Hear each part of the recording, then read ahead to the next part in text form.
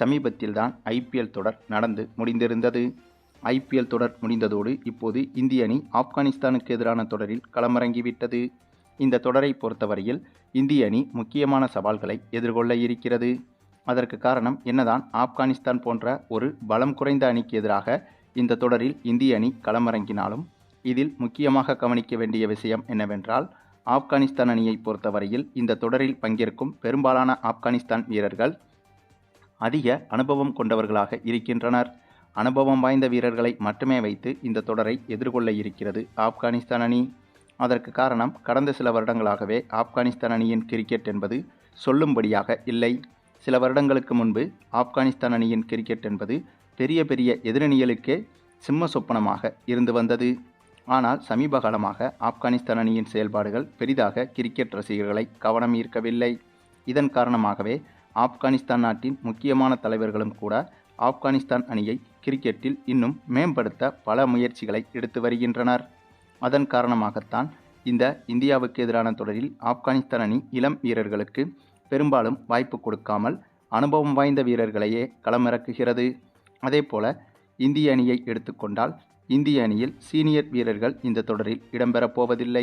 அதே சமயம் ஆப்கானிஸ்தான் அணிக்கு எதிராக நடைபெற்ற பயிற்சி ஆட்டங்களில் சீனியர் வீரர்கள் உட்பட இந்திய கிரிக்கெட் வீரர்கள் அனைவரும் கலந்து கொண்டு விளையாடி வருகின்றனர். ஆனால் ஆப்கானிஸ்தான் அணிக்கு எதிரான அதிகாரப்பூர்வ தொடரில் சீனியர் வீரர்கள் இல்லாமல் ஜூனியர் வீரர்களோடு தான் இந்திய அணி களமிறங்குகிறது. ஆகவே என்னதான் ஆப்கானிஸ்தான் அணி இந்திய அணியை விட பலம் குறைந்த அணியாக இருந்தாலும் இப்போது இருக்கும் ஆப்கானிஸ்தான் அணியில் அனுபவம் வாய்ந்த வீரர்கள் நிறைய பேர் இருக்கின்றனர். ஆனால் இந்திய அணியை பொறுத்தவரையில் நிறைய இளம் வீரர்களுக்கு இந்த தொடரில் வாய்ப்பு கொடுக்கப்பட்டுள்ளது. ஆகவே இதன் அடிப்படையில் பார்த்தால் இந்த தொடர் என்பது இரண்டு அணிகளுக்கும் கடும் சவாலாகத்தான் இருக்கப் போகிறது. அது மட்டுமில்லாமல் ஆப்கானிஸ்தான் கிரிக்கெட் வாரியம் கூட தற்போது கடுமையான விதிமுறைகளை பின்பற்றப் போகிறதாம். அதாவது இந்த இந்தியாவுக்கு எதிரான தொடரில் ஓரளவுக்கு சிறப்பாக விளையாடாத எந்த வீரராக இருந்தாலும் அவரை முற்றிலுமாக ஆப்கானிஸ்தான் கிரிக்கெட் வாரியம் ஒதுக்கப் போவதாகவும் தகவல்கள் வெளியாகி இருக்கிறது. ஆகவே அந்தளவுக்கு இந்த தொடரை கண்ணும் கருத்துமாக அணுகி வருகிறது ஆப்கானிஸ்தான் அணி. மேலும் இந்த தொடரில் இந்திய அணிக்கும் முக்கியமான சவால்கள் காத்திருக்கிறது. ஏனென்றால் விராட் கோலி, ரோஹித் சர்மா உள்ளிட்டவர்கள் என்னதான் ஒருநாள் போட்டியில் இருந்தாலும் கூட அவர்கள் கிட்டத்தட்ட ஓய்வை அறிவிக்கும் நிலையை நெருங்கிவிட்டனர். அதே சமயம் இந்திய அணி தற்போது அடுத்த தலைமுறை வீரர்களுக்கு தயாராகி வருகிறது. அப்படி அடுத்த தலைமுறை வீரர்கள் என்று எடுத்துக்கொண்டால் சுப்மன் கில், இசான் கிசான், ஜெய்ஸ்வால் உள்ளிட்ட முக்கியமான வீரர்கள் அடுத்த தலைமுறைக்கு இந்திய கிரிக்கெட் வீரர்களாக செயல்பட்டு வருகின்றனர். ஆகவே இவர்களும் அடுத்தடுத்து தங்களுக்கான நிலையை இந்திய அணியில் உறுதிப்படுத்த வேண்டும். அதுவும் பெரிய அணிகளுக்கு எதிராக ஒரு சில தோல்விகளை அடைந்தாலும் கூட இவர்களின் கிரிக்கெட் எதிர்காலம் பாதிக்கப்படாது.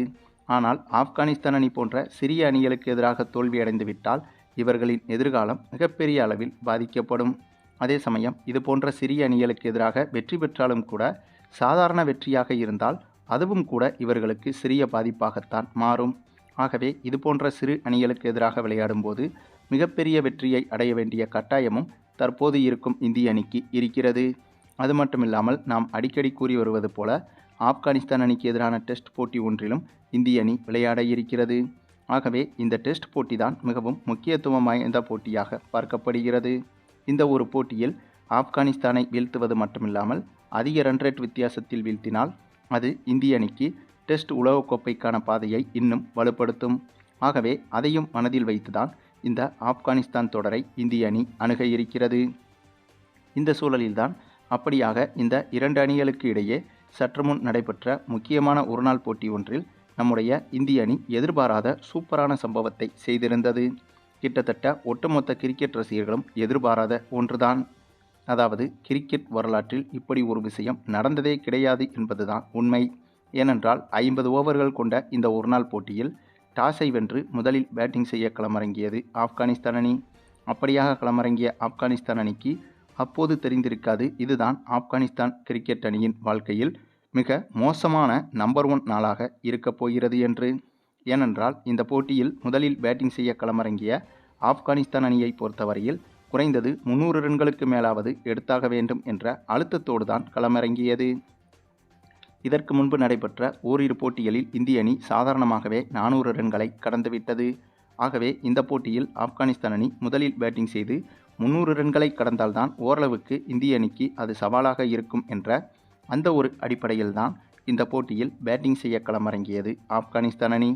அதே சமயம் இந்த போட்டியில் முதல் ஓவரை பிரின்ஸ் யாதவ் என்ற இந்திய இளம் பவுலர் வீசியிருந்தார். இவர் சமீபத்தில் IPL அணியில் லக்னோ அணிக்காக விளையாடியிருந்தார். அதுவும் சிறப்பாகவே பந்து வீசியும் இருந்தார். ஆகவே அதன் காரணமாக இந்த ஒரு தொடரில் இவருக்கு வாய்ப்பு கொடுக்கப்பட்டிருந்தது. அதுவும் இந்த போட்டியின் முதல் ஓவரை வீசுவதற்கே இவருக்கு வாய்ப்பு கொடுக்கப்பட்டது. இந்த பிரின்ஸ் யாதவ் என்ற பவுலர் அவ்வளவு சாதாரண பவுலரும் கிடையாதுங்க. லக்னோ அணியில் இருந்ததால் இவருடைய சிறப்பு என்பது பெரிதாக தெரியவில்லை. ஏனென்றால் IPL தொடர்களில் ஒரு பவுலர் 8க்கும் குறைவான எக்கனாமி வைத்திருந்தால் அவர் சிறந்த உலகத்தரம் வாய்ந்த பவுலர் ஆவார். நம்முடைய ஜாஸ்பிரிட் பும்ரா 7.3% எக்கனாமி வைத்திருக்கிறார். அதே சமயம் இந்த பிரின்ஸ் யாதவோ கிட்டத்தட்ட 8 வரை எக்கனாமி வைத்திருக்கிறார். ஆகவே இதிலிருந்தே புரிந்து கொள்ள முடியும் இவர் எந்தளவுக்கு உலகத்தரம் வாய்ந்த பவுலர் என்று. ஆகவே அதன் காரணமாகத்தான் இவருக்கு இந்த ஆப்கானிஸ்தானுக்கு எதிரான தொடரில் வாய்ப்பு கொடுக்கப்பட்டிருந்தது. அதுவும் இந்த போட்டியில் முதல் ஓவரை வீசிய இவர் அந்த ஓவரிலேயே ஒட்டுமொத்த கிரிக்கெட் ரசிகர்களையும், அதாவது ஒட்டுமொத்த உலக கிரிக்கெட் ரசிகர்களையும் இவர் பக்கம் திரும்பி பார்க்க வைத்துவிட்டார். ஏனென்றால் இந்த முதல் ஓவரிலேயே மொத்தமாக 5 விக்கெட்டுகளை வீழ்த்தியிருந்தார் இந்த பிரின்ஸ் யாதவ். அதாவது இதற்கு முன்பு சர்வதேச ஒருநாள் போட்டிகள் என்று எடுத்துக்கொண்டால் போட்டியின் முதல் ஓவரில் அதிகபட்சமாக விக்கெட்டுகளை வீழ்த்திய நபர் என்றால் அது ஜமீந்தா வாஸ் தான். அதிகபட்சமாக 4 விக்கெட்டுகளை வீழ்த்தியிருந்தார். அதுதான் இதுவரையிலும் நம்பர் 1 உலக சாதனையாகவும் இருந்தது. இப்போது அதையும் கடந்து போட்டியின் முதல் ஓவரிலேயே 5 விக்கெட்டுகளை வீழ்த்தி இதுவரை ஒட்டுமொத்த கிரிக்கெட் உலகின் நம்பர் 1 பவுலர்களின் சாதனையை மிஞ்சி புதிய நம்பர் 1 பவுலராக மாறியிருக்கிறார் இந்த பிரின்ஸ் யாதவ். அந்தளவுக்கு உலக மகா சாதனையை செய்தது மட்டுமில்லாமல் இதே போட்டியில் இன்னொரு சாதனையையும் செய்திருந்தார். ஏனென்றால் இந்த போட்டியில் பிரின்ஸ் யாதவ் மட்டுமே 9 விக்கெட்டுகளை தனி ஆளாக வீழ்த்தியிருந்தார். இதற்கு முன்பு சர்வதேச ஒருநாள் போட்டிகளில் ஒரு பவுலர் அதிகபட்சமாக எடுத்த விக்கெட்டுகளின் எண்ணிக்கை என்றால் 8 விக்கெட்டுகள் தான். அதுவும் இதே இலங்கை பவுலர் ஜமீந்தா வாஸ் தான் அந்த 8 விக்கெட்டுகளை அதிகபட்சமாக எடுத்திருந்தார். ஆக இந்த போட்டியில் பிரின்ஸ் யாதவ் 9 விக்கெட்டுகளை வீழ்த்தி உலக சாதனை செய்திருந்தார். இவருடைய இந்த பந்துவீச்சு மூலமாக இந்த போட்டியில் ஆப்கானிஸ்தான் அணி மொத்தமாகவே வெறும் 21 ரன்களில் ஆல் அவுட் ஆகியிருந்தது. எப்படி 21 ரன்களில்? அதை சேசிங் செய்ய களமிறங்கிய இந்திய அணி வெறும் 2 ஓவர்களில் சேசிங் செய்து இந்திய அணியும் இந்த போட்டியில் பிரம்மாண்டமான முறையில் வெற்றி பெற்றது. சரி, நீங்கள் சொல்லுங்கள், பிரின்ஸ் யாதவின் இந்த ஒரு உலகத்தரம் வாய்ந்த பந்துவீச்சை பற்றியும் இந்திய அணியின் இந்த மிரட்டலான வெற்றியை பற்றியும் நீங்கள் என்ன நினைக்கிறீங்கன்னு உங்களுடைய கருத்துக்களையும் கமெண்டில் தெரிவிங்க.